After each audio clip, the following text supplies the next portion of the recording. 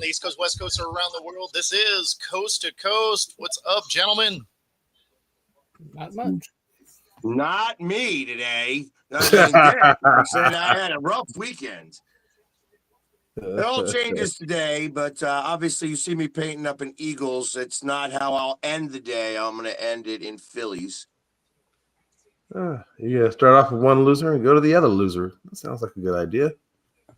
Hey, listen, your loser asses are still in like third place, and your team is not in the playoffs. So shut your ass up. All I heard was I got spanked by the Broncos and I got spanked by the Dodgers.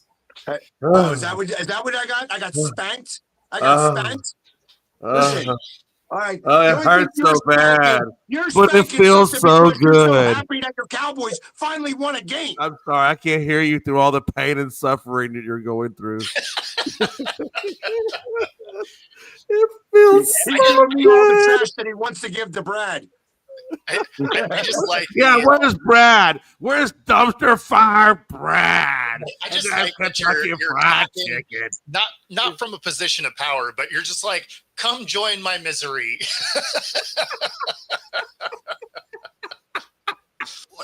What a day to be alive, man. It's so beautiful. Beautiful. Hey, but you know what? I'm not the only team that lost being undefeated. The Bills did too. Frankie's happy in at least half of his half of his bandwagon's happy. I mean, does it really surprise you though that it's only taken 5 games for Mike Vrabel to really turn that team around? Because that team is like legitimately playing much better football than what they ever did under Gerard Mayo. For him. There's no question. Like Gerard Mayo, they never played one single game for Gerard Mayo last year. Now Vrabel comes in, they're 3-2, 1 game out of first place through 5 games. But for the most part, all 5 games they've been competitive. Vrabel's already got the culture changed in 5 games. I don't know that. You know what? Is it culture? Is it culture or is it actually motivation? I think it's both though, because he has. Not necessarily he has a winning pedigree because of all the times he's made the playoffs with the Titans. So he has that winning pedigree versus Gerard Mayo was an unproven coach that came in just because Robert Kraft kind of handed him the job. Right. So I don't think they were able to really establish any sort of a culture last year because you went from Bill Belichick to Gerard Mayo. They were still, in my opinion, last year they were still in the Bill Belichick culture last year, and Gerard Mayo was trying to transition them to a new culture last year, which I don't think the team wanted any part of it. But now you bring in Vrabel, he still has some of that Bill Belichick culture in him because he played with Bill Belichick and he was one of Bill Belichick's assistants for a while. But then he also still has his own culture that he created in Tennessee, so he's kind of meshing both together. Well, players like to play for him. Yeah. They play hard for him. Yeah. So, and that just talks a lot about who he is as a person. Mm-hmm. Yeah. Yeah. I mean, I agree with that. But I also think, this goes along the same lines as the Colts. And maybe you could have said the Cardinals, but now you can't. Obviously they had a big gaffe. Yeah, in fact, we have that video right here. Go to the clip. Is good. And the Tennessee Titans end their 10-game losing streak and finally get their first win of the season here in Week 5. So not only do you do it, but then you make it so that you lose to the worst team.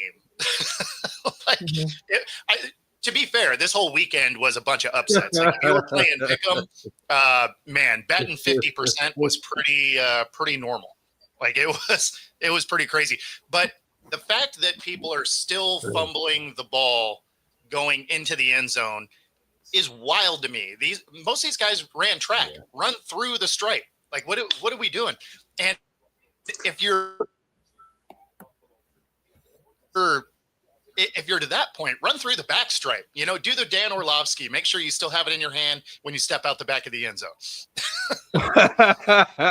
It just, I don't get it. Definitely don't get. People are still fumbling going into the end zone, and it's happened a couple of times. And if you have any, Was it hit out of his hands? no, he just drops it. He literally just sets his hand down and drops it before crossing the goal line. Yeah, he basically like flips the ball out of his hand just before crossing the plane. Well, I mean, he must have been watching Chad Powers. Right. Like if you have any questions of like how close you're getting to the goal line, how many stadiums have a gigantic video board back at the end zone? Just look at the video board, then you can see where you are on the damn field. Why would you want to get rid of the ball anyways? Well, Exactly. Take that ball, go collect it. Put it to your collection. I want to collect every touchdown I ever do. I'm going to put it away, put my name on it, and go put it away. I want to give it to a kid for charity. You know what I mean? Figure out something else. Yeah, I don't. Listen, but that's, that couldn't happen to a nicer coach. Gannon, I can't stand Gannon. I feel like that he quit on the Eagles during the Super Bowl and then decided to stay in Arizona. So I'm just, that's just how that team's run. So Jamie, it's funny because like if you were betting, they still technically hit the over because it was 42.5 and it ended at 43. So they did still make the over. But yeah, they Arizona definitely didn't cover the 8.5.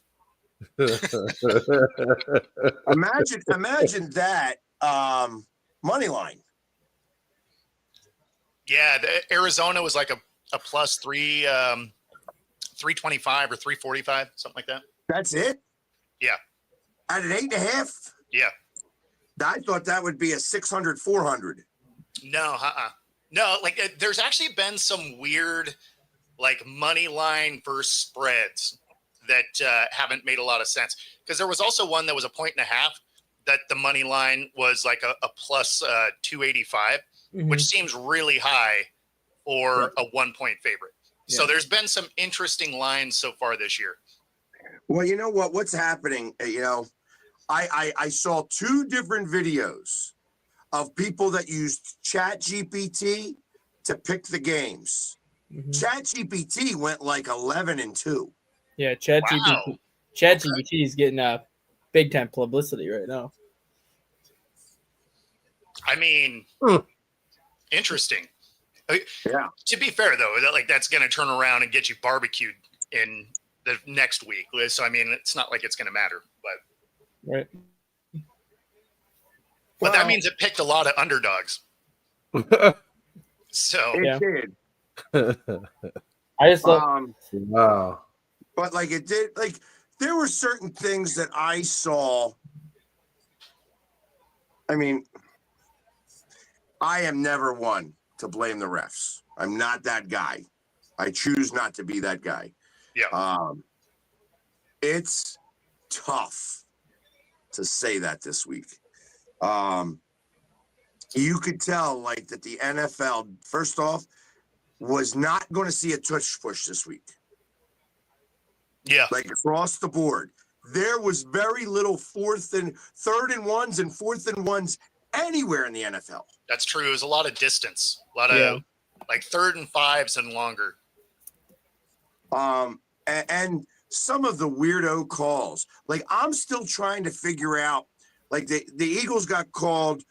They made the 4th down play, and then they got called for an illegal shift. And I'm like, I still can't see the illegal shift. I don't know what they did. I guess it's because Saquon was on the outside of the hash and then came inside one of the guys. I just don't know. I'm not exactly sure where that was. The late hit on Bond, who was that guy is still going forward. They didn't blow the whistle. Like, listen, if you're going to call penalty, you got to call the play dead first. Yeah. You can't call a late hit and you didn't blow the whistle yet. Yeah. I mean, it was just like there was a couple of, and then of course the pass interference. But everybody's been getting those lately. I'm not. That's not something like. Yeah, that sucks. Yeah, I mean, it's sometimes you get that call, sometimes you don't get that call. But it was like when Merrill Reese, who has been announcing football games since I was born. Yeah. Says that this is the worst officiated game he has ever seen. Now, he's a homer. I get it. You know what I mean? He's doing his thing. But I mean, it was just really tough. It was really tough. And I'm okay with it. Obviously, it was an AFC loss. But it was just a challenge. It was a challenge to watch that game and see some of the calls and the problems they were having. And then the calls and then the not calls. And no offense to anything else. It's funny. The guy in front of me at the end of the game threw his beer onto the field, which I'm not a big proponent of, but it barely missed the refs. Like I was like, whoa, dude, you almost got him, and it sucks, but I'm like, I would have called this guy out. I would have called him out. Like, I'm like, nope, this was the one right here. Like, I'm not game for that. I'm not going to allow, a referee get hit with a thing and not say a word. I'm going to definitely rat him out. Kind of like what happened at the Cubs and Brewers on Saturday. I didn't hear that, but I know that the Cubs got their butts stomped. Yeah, there was a 45-year-old fan that decided to punch a 12-year-old in the face. Oh, okay. So that escalated quickly with about hundreds of people next to him. Yeah. Well, I imagine so. I hope that guy got exactly what he is coming to him. Oh, he got leveled by several fans, got tased and dragged out by security. I'm sure he got some good. But why did he hit? Why did he punch this kid? What was his reason? Typical 12-year-olds talking smack to the opposing team, and obviously people drinking too much that don't like it. Oh, so a kid talks smack to an adult, and the adult lost stuff. Okay. I mean, speaking of drinking too much, might as well bring up the Mark Sanchez action now that now that we're there. So he was running in an alley, and a guy came to pick up some grease. He didn't like him being there. Ultimately, climbs in the guy's car, gets pepper spray, doesn't slow him down. The guy's afraid, stabs Sanchez in the chest. Mm-hmm. And then the pictures were released of what he did to this driver. Man, it is brutal. Sanchez was in critical condition, ends up in the hospital for 2 days, misses his show, obviously, although that might be an indefinite thing. And goes directly from the hospital to jail. So I give the 67-year-old credit, though, for hanging tough. Because that guy is 67 years old, and Sanchez is, 42, 43? Yeah, no, I mean... Never a dull moment. Never a dull moment. That butt fumble really took a toll on Sanchez, didn't it? I mean, it's interesting that... what was the cause of all this? Just drinking way too much. Basically, he was intoxicated. At least that's the way it was put out there. And he just didn't want this guy to be there. He's like, can't be here. Got to get out of here. Guy was like, I'm here picking stuff up. And Sanchez wasn't about it. I have never drank enough alcohol to go that route. Like I can't even imagine how wasted you have to be to get there. Now, obviously this is still a developing story. He did post bail. So I do believe he is out at the moment, but that is right. So Sanchez got in the old guy's truck. Yeah. He climbed in the guy's truck to confront him. Wow. Like he climbed through the window. Like the guy had the door shut and Sanchez went through the damn window. Damn. Yeah, I've never been that drunk. I have never in my life been so drunk that I've climbed in somebody else's vehicle. Yeah, and we've seen you do some dumb stuff just on this show. So let that sink in. That you would have ever been that drunk. Like no. Yeah, what Rob just put right there. Sanchez was over 3 times the legal limit. Yeah, that's pretty Sanchez was like Yeah, that makes Sanchez was like blitzed. He's lucky he didn't die after getting stabbed in the chest. Yeah, no shit. Yes. Because Yes. when you have a lot of Yeah, alcohol, blood to when you have a fuck lot out. of alcohol, your blood is like super thin. So if you get like a big open wound, like your blood can come out like a damn waterfall or a faucet. That's exactly what I was just thinking about. I'm like, that's wow. Good times. Sorry, noodle my dog salad. unplugged my computer. Like yeah, like Sanchez probably won't be back on Fox. No, this is. I mean, depending on how this comes together, yeah, he probably gets fired. His tenure's probably over. Yeah. I think that's truth of the matter is that he'll go to a rehab center now. Oh, no question. Like he'll end up back on TV, but it'll take a minute. Talk smack, get smacked. I mean, Yeah, I mean, even blackout drunk. Like Yeah. I don't know. I'm not a mean drunk. I guess that's the difference. Yeah, neither am I. I mean, I don't know. You don't know what's going on in somebody's life, and I got to imagine that he's got some stuff. Yeah. But The blood there legend seems saved to his be, life. there's got to be something else missing to this story. No, there definitely is. There has to be something happening in his life to have him to that point anyway, right? Not only that, but this 67-year-old guy. I don't think that this guy's an angel. I don't either. Like Mark I'm sure he's Sanchez, I'm just picking something up over here. Yeah. Sounds a little like bullshit to me. Yeah. I'm sure he's not perfect in this scenario either. no, because like Mark Sanchez has never been known to be like this type of a person. Like no one's gonna sit here and say Mark Sanchez is a great person either, but Mark Sanchez has never been known to have like kind of violent acts like this.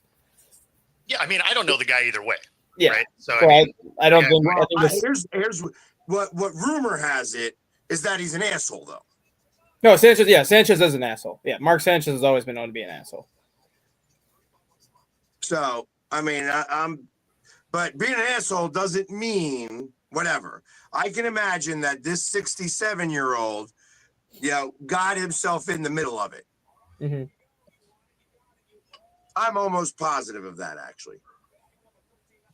yeah, obviously there's going to be more to this story as it evolves. But so it's something we'll cover. But since you were talking about people getting smacked, seemed like a good place to drop this story in. Yeah, no doubt. Jeez. Yeah, and some people are a mean drunk. So, I mean, like, there is some of that, right? And some of them, it depends on the alcohol. Like, I have a buddy that just straight up can't drink tequila.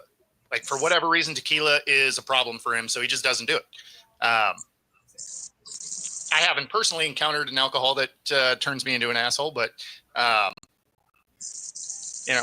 maybe it's out there. I think for some people, the tequila does make them an asshole. It just Yeah. does. I don't know what it is. Well, that they put in that. I know that it's rare that I drink gin, but when I drink gin, for some reason or another, I like to go try to have a drink at around 4 a.m. And forget to put on pants. Okay. All right. I mean, that could be a problem. Yeah, I don't drink gin as much anymore. Well, I mean, Yeah. you do live above the bar, which is your living room, so. Yeah. Even Yeah. if you're downstairs, they still want you to have pants on. Well, I tell you, I've been at 2 hotels and I drank gin and tonics all night long, and then tried to get that late drink. I'll never forget the first time because I snapped out of it as the elevator's doors opened and people were standing there. They opened up, they saw what was going on, they closed. I hit the button to get back up, realized I didn't have a key because I forgot my pants. Thank God I did have boxers on. Oh, God, that's freaking awesome. Yeah, and Scott, yeah, I mean, they basically are around their crew all the time, so it is kind of wild that he was even able to accomplish that. But I wish Pags would have gone the elevator in his boxes with those people. That would have been awesome. Come here often? Yeah.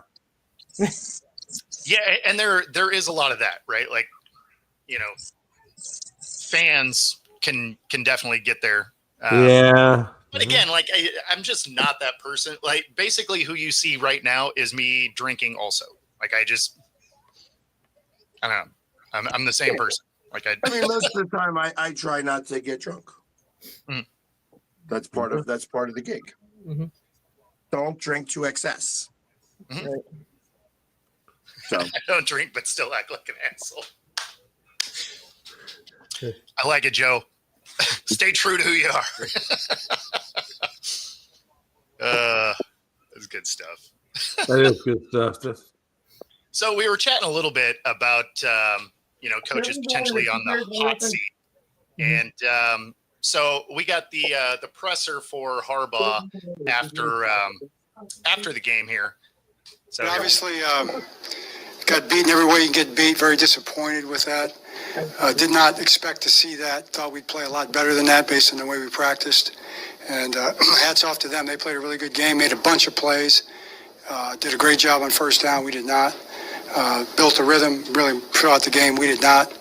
So just a complete disappointment. And we're going to have to find a way to turn it around and figure out who we are this next week and then into the bye and after the bye. We're going to have more than half the season left, and we're going to have to find ourselves. So that's what our aim will be going forward. So it's never great when your coach says we have to find ourselves, right? Like that doesn't generally inspire confidence, especially if you're a fan of the team. But yeah, I mean, if they're going to do anything, they basically like got to start winning out. Like it's, I mean, it sounds like he's giving up on the team. yeah, This it way he doesn't was sound good. talking like he gave up. Yeah, it's so that one is it's a little interesting, but yeah, I think he legitimately is on that list of coaches that are on the hot seat, and there we go. So this is what I made for last week. We never got to it, but I would say Harbaugh probably slides up this a little bit, although not a ton, because all of these are in some rough shape. Aaron Glenn is the only one that's on here that I think has more time, obviously, because it's his first year and all that.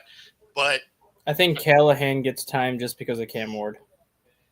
Just being that Cam Ward is a rookie and Callahan's an offensive-minded head coach, I think they give him one more year just to see what he can do with Cam Ward. So they're going to have to start doing something, though. Yeah. Now, I mean, they won this last week, right, over the weekend. But that had little to do with them, right? That had to do with Arizona giving them the ball literally, right? So otherwise, they would still be a completely defeated team. Yeah, now, there was a lot of upsets this weekend, so there is that. And, Gannon is also on this list. So you had two teams that have some coaching questions anyway. But no, I agree. Callahan potentially does have another year in him. I think Dave Canales, too, has a little bit more time because Carolina's 2-3 this year, but they're 2-0 at home, 0-3 on the road, and Carolina's 5-1 in their last 6 home games. Yep. So depending on what they do with the rest of the home season, let's just say Carolina goes 6-2 at home this year, and 1-7 on the road. That's a 7-10 team. Even if you go 6-2 at home and you don't win a road game, 6-11 is still an improvement from where Carolina was last year. So I think Dave Canales at least gets one more year too, just because Carolina's starting to play better at home. Yeah, Scott, this was this list was put together before the games this weekend, so they're going to move around a little bit. But Gannon is definitely going to move around. Rob, I don't know that Pete's on there yet because he doesn't throw the ball to the wrong team, right? It's one thing if the scheme is bad, then all of a sudden, that's where you're seeing some of these guys where the whole team looks terrible. In the Raiders case, Gino's thrown 9 picks, right? 9 or 10, something like that. I mean, Pete can't help him throw to his own team. And the drop off for Gino going from Seattle is wild to me, right? Like I was thinking, you move on from Gino, who played great here, and then you have Darnold coming in. You're just like, I don't know, like I don't know how I feel about this, but now you're 5 games into this, and you're like, well, it looks like they made the right decision because it's ironic though, Yeah. because you can attest to this, Bo. The scheme that the Raiders have is the exact same scheme for the most part that Seattle had when Geno was in Seattle. well, yeah, And because it's the same. Geno's best season of his career came with Pete Carroll. So to see Geno playing as bad as he's playing right now, it's just like, what is the difference between Seattle and the Raiders? Is it because Seattle had DK Metcalf and Tyler Lockett obviously helping Geno a little bit because the Raiders don't have those type of receivers? Raiders Yeah, I mean, don't have anybody with that that's weapon. obviously the biggest difference is the weapons here in Seattle were better. Yep. Weirdly, though, his offensive line is better there than it was here. Yeah. So you would think that he'd be Yeah. able to get a little bit more going, even with a little less talent at the receiver position. He just doesn't. He doesn't look like he's seeing the field particularly well. Not right now. But so that's where, to answer Rob's question, there should Pete be on there? That's where this one comes in. Which first-year head coach ends up getting fired first? Not necessarily this year, but which one of these guys do you think gets fired first? I think it's Shoddy personally, but some of these guys are kind of making a case. I don't think Kellen Moore will. I think they give him some time.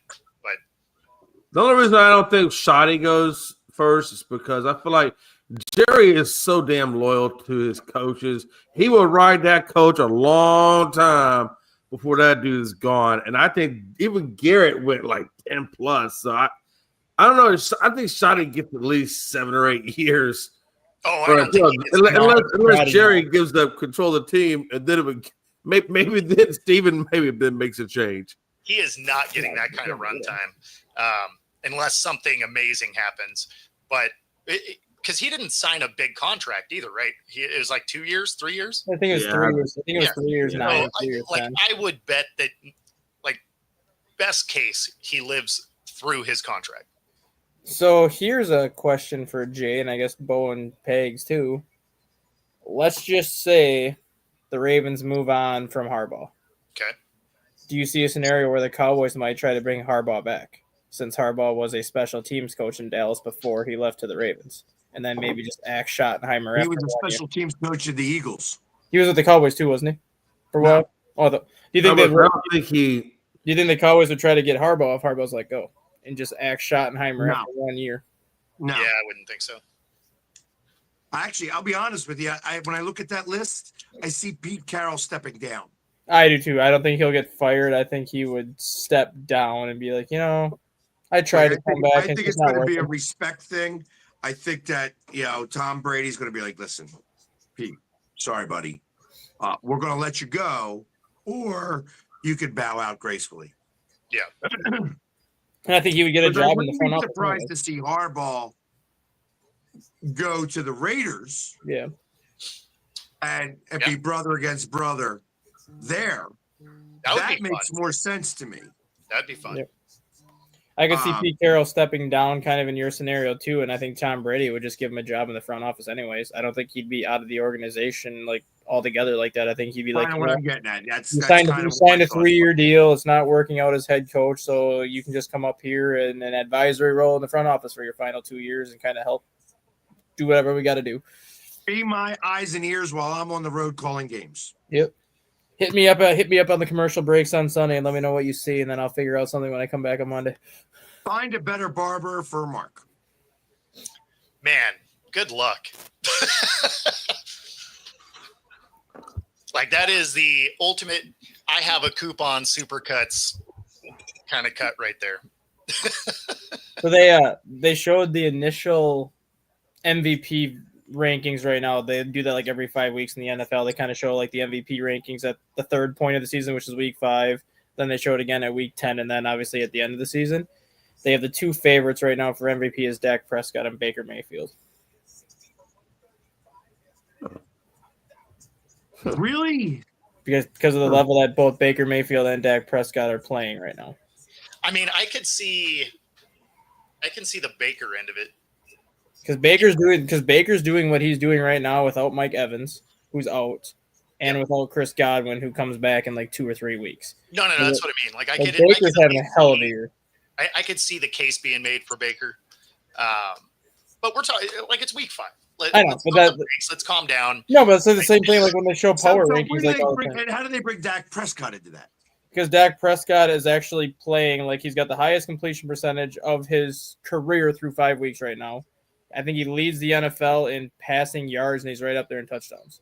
Like Dak Prescott actually is not playing that bad. It's the fact that Dallas's defense has been so bad early in the season that Prescott has to put up 30, 35 points a game just to keep Dallas competitive. Man, that is a good point because we Like, have Prescott's playing. our secondary has been just getting crushed. Yeah, like Prescott's playing really well, and I have nothing usually good to say about Dak Prescott, but right now, like Dak Prescott is actually playing out of his mind right now How compared to many what he interceptions does he have? I was just about to pull that up. Like Dak Prescott is second in the NFL in passing behind Matthew Stafford. Yeah. He's just under 1,400 yards. I think he's at like 1396 is what Prescott's at right now. And for his stats on the season, Dak Prescott has 3 interceptions, but they all came in a 2-week stretch. Otherwise, he's got 7 touchdowns and 0 interceptions the last 2 weeks. He had 3-0 against the Packers. He had 4-0. That's He had 4-0 against the Jets. So on the season, Prescott has 10 touchdowns, 3 picks, and basically 1,400 yards passing. I mean, that is good numbers. Yeah, like he's playing That's good. exceptionally well, and his completion percentage is like 71%.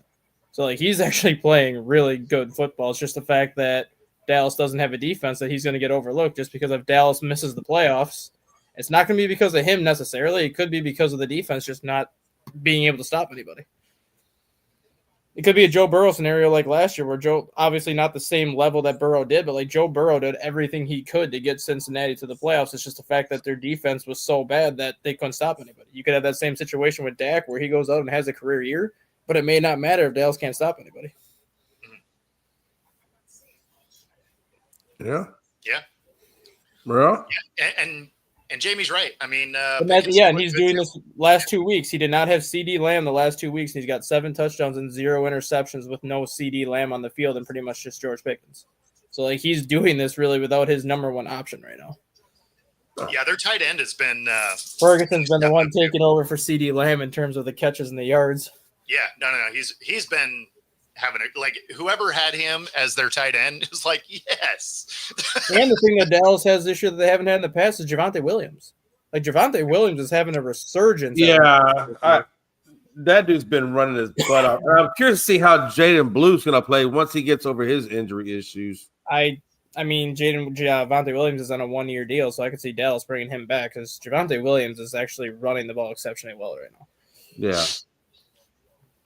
I can see them. They'll keep Williams. They'll keep Blue. I can see them letting go of Miles Sanders, though, at some point. Yep. Miles saying, hey, he was going to, give it to us. Yeah, and that's like what Scott just said there, too. Like Ryan Flanae. Nobody even knew who Ryan Flanae was until the last 2 weeks. And all of a sudden, the guy's got like 11 catches for 170 yards the last 2 weeks because Prescott's now getting him involved. Like he's starting to find 4, 5, 6 receivers deep as opposed to the old Dak Prescott where it was CeeDee Lamb, Kenny Golladay, and Ferguson, and those were the only 3 guys he would look to. Now he's going 5, 6 guys deep. Yeah.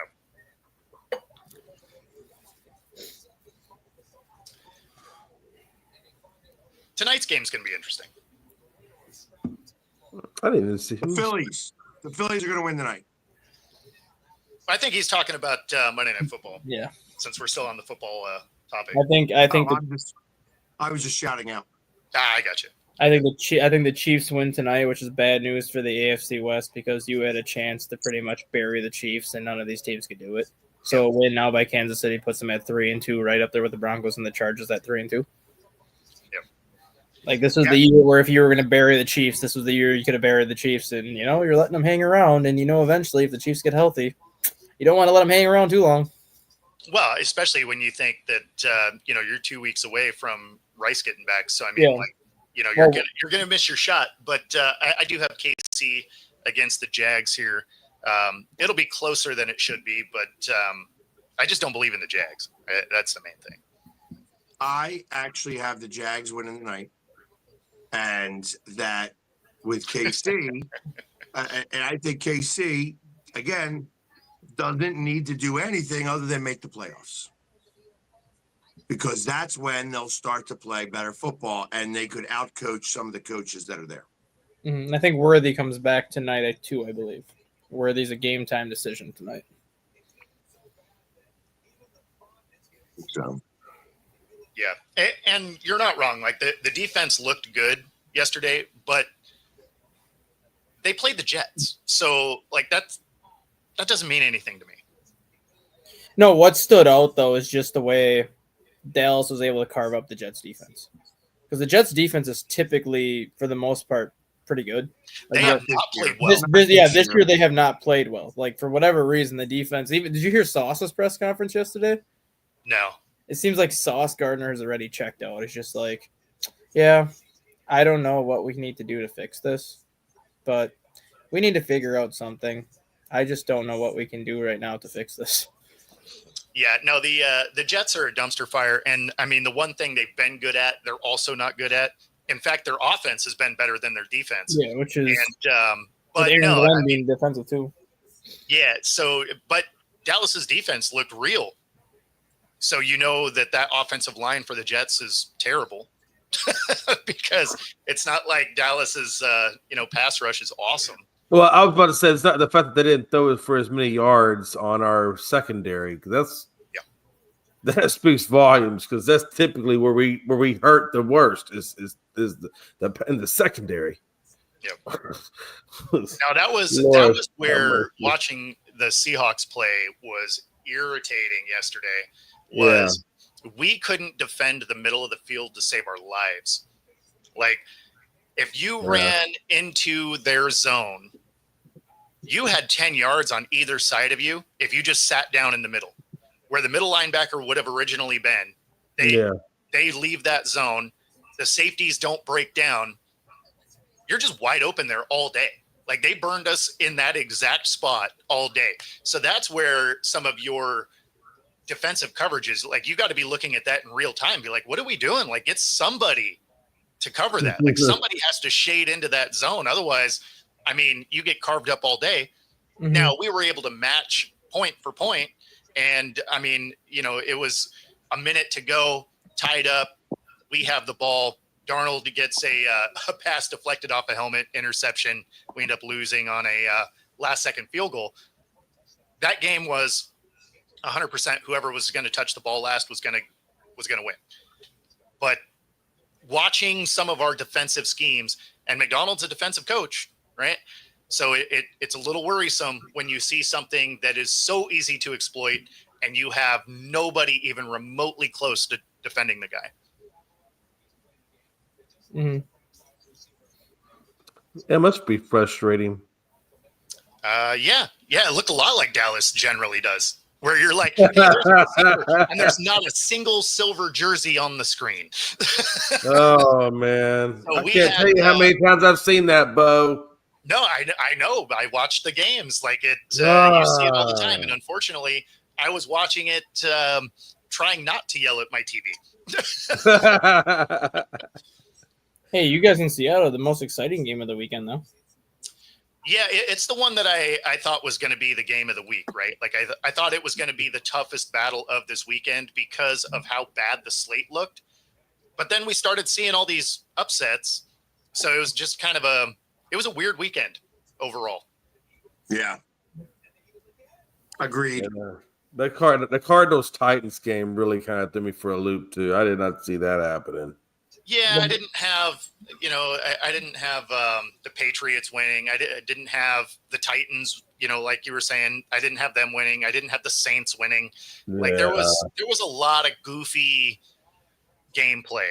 Then you had Jordan Addison get benched for the first quarter yesterday because he doesn't know how to drive through a London roundabout and missed the team meeting on Thursday. Yeah. Just a lot of weird.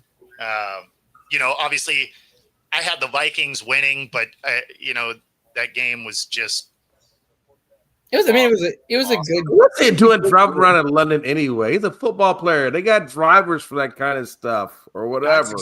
That was exactly what I was about to say. Like, What the hell is he doing driving in the first place? Because Thursday was like their day. Thursday was their day where they could go around the city and kind of like do their own That's thing. fine. Go around Yeah. the city, but just hire a driver that knows how to drive Yeah. around the damn city. How hard is that? Yeah, well, he's Justin for whatever Fields reason. is that accurate? Yeah, whenever his opponent scored 20 points, he has not won a game. Which Wow, that is Some of that is- insane to me. some of that is on him because the Bears defense was actually good enough to win some of those games. Like the Bears defense gave up 20 points and 21 points, but Fields sucked and couldn't do crap. But now he goes to the Jets. He scores 32 points against the Steelers in week 1. Defense gives up 34. Like it's like, well, normally if I score 32 points, my defense is going to win me games. So like now I can't necessarily blame that on Fields this year because the defense is terrible this year. Normally it's like, oh, my defense is actually keeping me competitive. I just haven't been able to do anything. No, and that's why I said like for them this year, their offense is actually outperforming that defense, but it hasn't mattered. Yes, Addison did ball out in the second half because he was on the field in the second half. It does generally help your stats when you are on the field. That is true. And this isn't the first time that happened either to I think Minnesota. that's a prerequisite, but I'm not. You're right. That's not the first time this happened to Minnesota either. The last time they went to London 3 years ago, I think it was 3 years ago, one of their safeties ended up getting benched for the first quarter too because he hired a driver and the driver got stuck in traffic in one of the London roundabouts, so they missed the team meeting and the guy's like, I mean, there's nothing I can do. I hired the driver to get me there. I can't help the traffic being jammed in a roundabout. Like, what do you want me to do? Yeah, I feel like in some of those scenarios,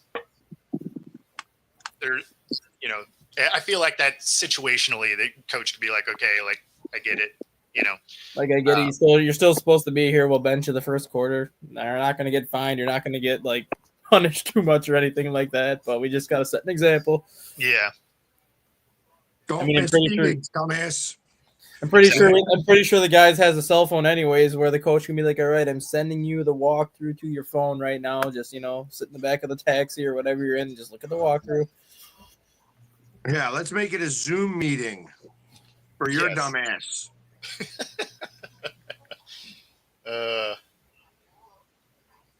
But Yeah. hey, such is life.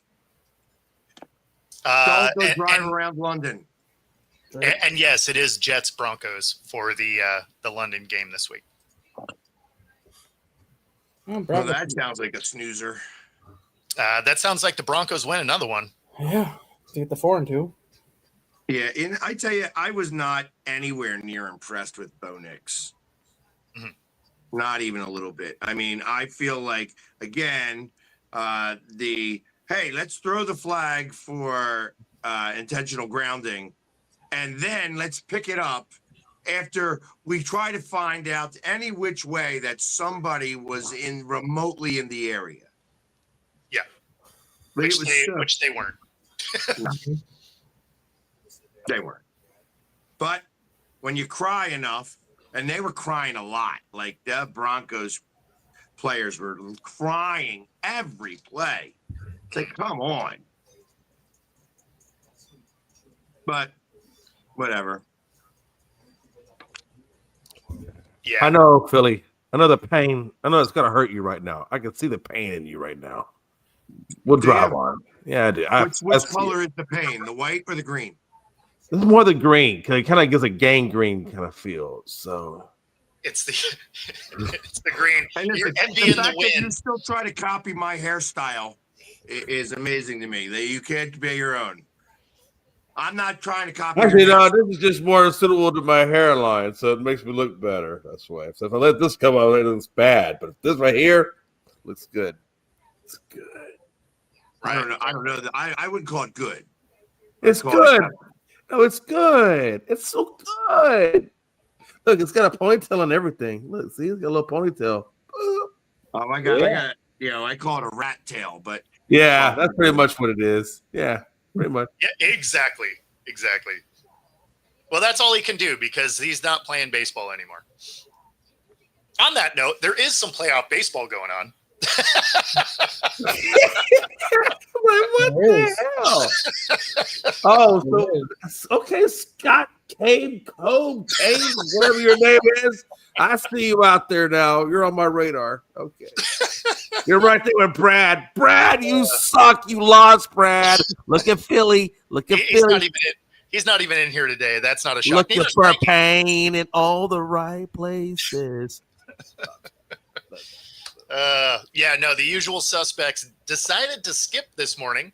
Yes, they did. Yes, they did. I love it. That being said, my Mariners did end up collecting the win, and so they are tied up 1-1 as they head to Detroit, which is huge.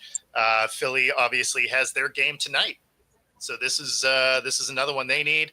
And we can all be happy with the fact that the Yankees got smacked. Yes. Yeah.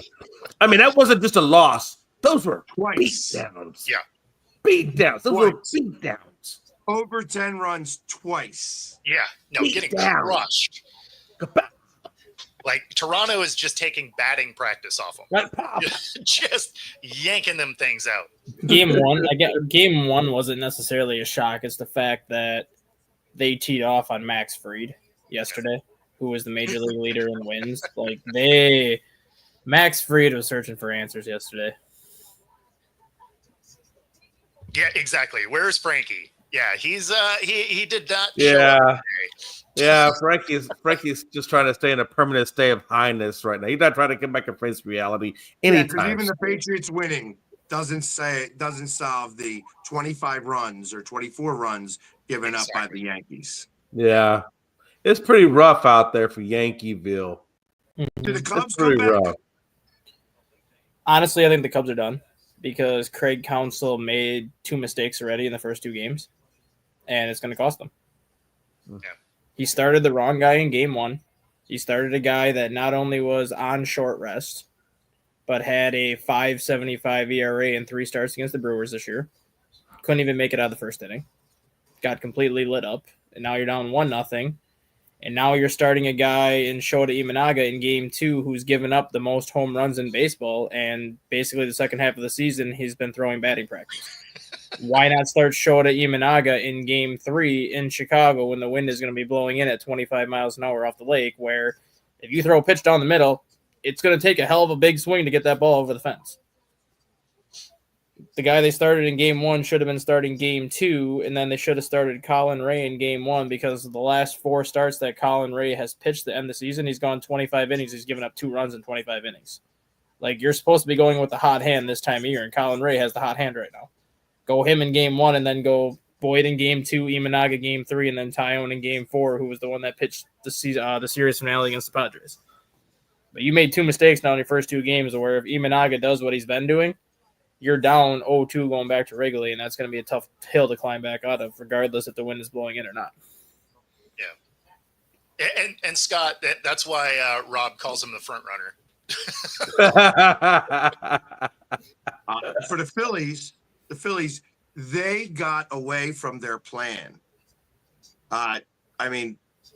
Ohtani had 42 pitches in the first 2 innings. We got 3 runs. Mm-hmm. And after that, they thought they just could hit him. And they didn't work the count. When you have 42 pitches in the first 2 innings, the most that you should be pitching is 5. The fact that he went through the 6th inning, all the way through the 6th inning, is ridiculous. Mm-hmm. That just tells me that they were hacking at the ball. Mm-hmm. And of Bader being out and getting hurt, I think did a little something, but I don't think it did much. You had the bases loaded and they weren't passing the bat in the 8th inning. You know, they have a closer who's got a 5 ERA. Duran? No, the Dodgers closer. Oh, yeah, that Tanner Scott, yeah. You know, like you got to be able to, and he was having a hard time catching the plate. Like, again, you got to start working these counts better. I know that you guys want to say that you're aggressive hitters, but aggressive hitting against a guy who can't find location on the plate means you're popping up. Yep. Yeah, that's been Naylor for us. Like the playoffs started and he just I think he's 0 for the playoffs as it sits. Yeah, I mean, I really think that the Dodgers and Phillies are still going to go 5 games. I agree. Those teams just know each other too well, and both teams are capable of winning 3 games in a row, but both teams have the starting pitching to go 1-1-1-1, get to a game 5, where the Phillies win tonight to split. They go to the Dodgers, lose game 3, win game 4, and get it back to Philly. Like, I think that series goes 5 games. But I think the rest of the series, I think the Blue Jays are going to sweep the Yankees tomorrow. Like, I think that series is pretty much dead, cooked, and buried at this point. I mean, Which I so. think is going to help you guys in Seattle Yes. because they'll be sitting and you guys are going to wind up going like I think you guys could go 5 games. I think I think we go 5. And the good thing is of those 2 teams, we play Toronto better historically. I was going to say I think Seattle goes 5 games because I think Seattle wins game 3 to go up 2-1. And I see Skubal going game 4 just because it's pretty much an elimination game at that point. The Tigers are If they go Skubal, then they lose it in 4. They've done it before, though. They did that last year against the Guardians, where they were down 2-1, or whoever they played in the first round last year when they were down 2-1. Skubal's like what you're talking about with the Cubs. He's good on the short wrong rest. pitcher. He's good on short rest, though. Yeah, you could be on short rest, but the Mariners, you said it, the Mariners are 3-0 against them and have beaten them up. Yeah. I mean, it's still Skubal, though. Like, if it's all or nothing, the Tigers are going to use him. I still think it does get to a game 5, because even last night, technically speaking, Skubal didn't take the loss last night. He got a no decision because he left with a 2-2 game. And then the bullpen is what lost it in the 8th inning. So Skubal did not pitch bad last night compared to what he did in the 2 starts during the regular season. Like, he actually did pitch well last night. He just gave it the 2 solo shots. He still won 7 innings. But I think if the Cubs lose tonight, they're losing in 4. They're going to get 1 game. That was the other problem I saw with so I was watching something this morning on Instagram. Oh, they got Skubal for 5. They were showing how the Dodgers guy on second tipped the pitch that it was a fastball when he hit that 3-run home run. He was talking Skubal directly, not the team. Yeah. So but literally was tipping the pitch. Like he called it, put his arm out, said fastball, 92-mile-per-hour fastball. He had struck out the first 2 batters in that inning, and then wound up. I think it was a bloop single, walk to get second, and then that was the 3-run home run. Or he came in, and struck out the 2 batters. It was first and second, struck out the 2 batters, and then on a 1-0 pitch, guy knocked it out. It went like 2 rows into the seats. It wasn't like it was this monster home run. Sure. So, but that's all right. I'm not concerned about it. I'm not concerned about this. The Phillies love beating the Dodgers.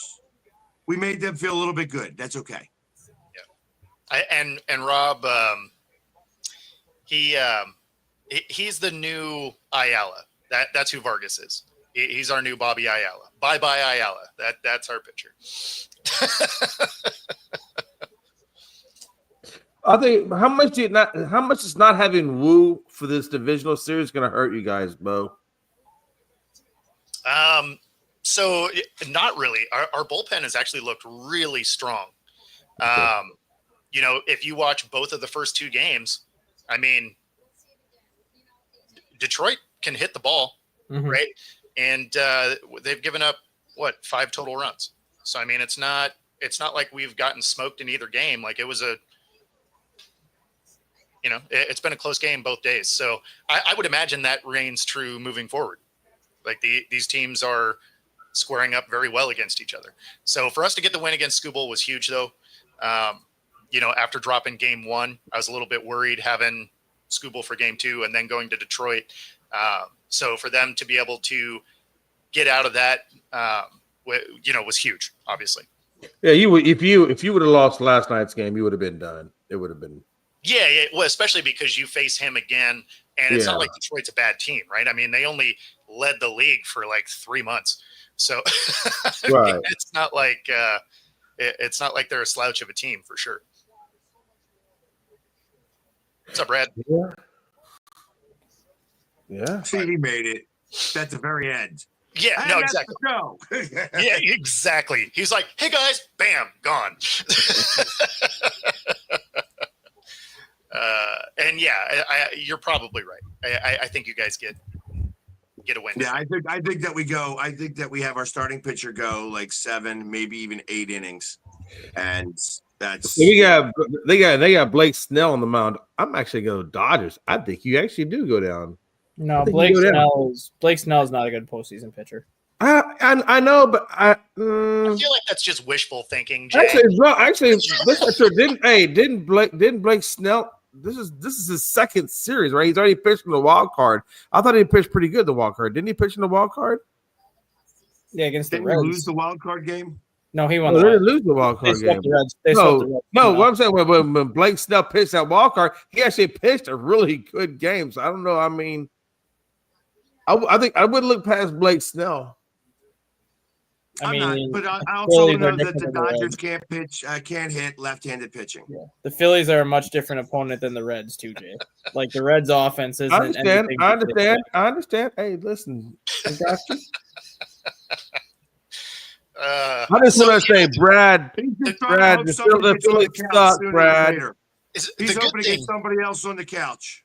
The good thing is they, because he showed up so late, it can't get out of hand before we get out of here. Because if you've been watching, be sure to like and subscribe. Other than that, we do have some baseball to watch today. Also Monday Night Football. Stay tuned for all of that. Otherwise, we're going to get out of here. We'll see y'all tomorrow. Take it easy, everybody. Philly sucks. Later. Philly sucks.